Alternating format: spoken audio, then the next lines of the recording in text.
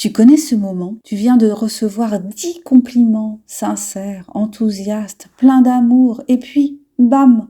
Une seule petite remarque, une phrase pas méchante en apparence, mais elle te reste collée comme un chewing-gum à la semelle. Tu repenses à cette phrase pendant des heures, tu la retournes. Si elle était en ligne, tu la décortiques. Tu te demandes ce que la personne a voulu dire exactement, si tu dois te sentir vexé ou pas. Et si c'est en direct, tu analyses le ton. Tu te remémores le non-verbal, tu te rejoues la scène indéfiniment et tout à coup, les 10 compliments disparaissent, évaporés. Bienvenue dans le merveilleux monde de la petite remarque qui fracasse.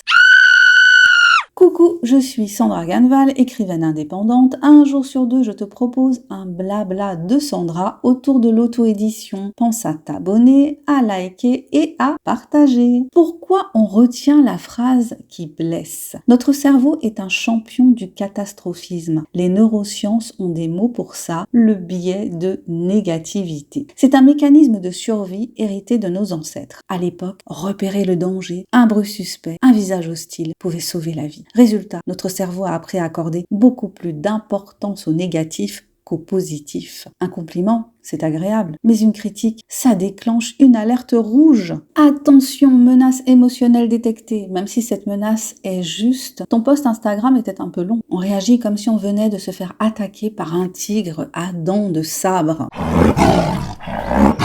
Quel rôle joue l'ego et la vulnérabilité là-dedans? Et oui, il y a notre ego, ce petit moi qui adore briller. Quand on nous dit 10 choses positives, il gonfle comme un ballon de baudruche. Mais il suffit d'une aiguille, une remarque, une nuance, un mot de travers pour tout faire éclater. Ce n'est pas de la faiblesse, c'est juste notre besoin d'être aimé, validé, reconnu. On veut croire qu'on est assez bien. Et une seule remarque semble remettre tout ça en question. C'est pour ça que certaines critiques nous obsèdent. Elles touchent pile là où ça fait mal. Notre insécurité, notre peur de ne pas être à la hauteur. Comment désamorcer la bombe? Oui, que faire? Déjà, prendre un pas de recul. Quand une remarque pique, demande-toi, est-ce que c'est vraiment une attaque ou juste une information neutre que mon cerveau dramatise? Ensuite, recadre ton attention. Souviens-toi des 10 compliments. Écris-les même. Ça aide à reprogrammer ton cerveau pour qu'il accorde enfin au positif la place qu'il mérite. Parce que parfois, ce n'est pas comme un ballon de baudruche qui gonfle, ça peut être aussi que on ne sait pas recevoir les compliments. On les remet toujours en question. Mais ça ne veut pas non plus dire qu'il faut chercher à se mettre à l'abri des critiques. C'est impossible. La seule façon de ne jamais recevoir de remarques, c'est de ne rien faire, ne rien dire, ne rien créer. Et encore, on peut aussi se faire critiquer pour ça. Conclusion, alors oui, la petite remarque peut fracasser, mais elle ne te définit pas. Elle te rappelle simplement que tu es humain, sensible, imparfait, vivant, que tu as besoin de l'approbation des autres et que on est tous un peu comme ça. Et ça, franchement, c'est plutôt une bonne nouvelle. Merci d'avoir écouté cet épisode des blablas de Sandra. Si cet épisode t'a parlé, pense à le partager avec quelqu'un qui rumine peut-être sa petite remarque du jour. Allez, on respire.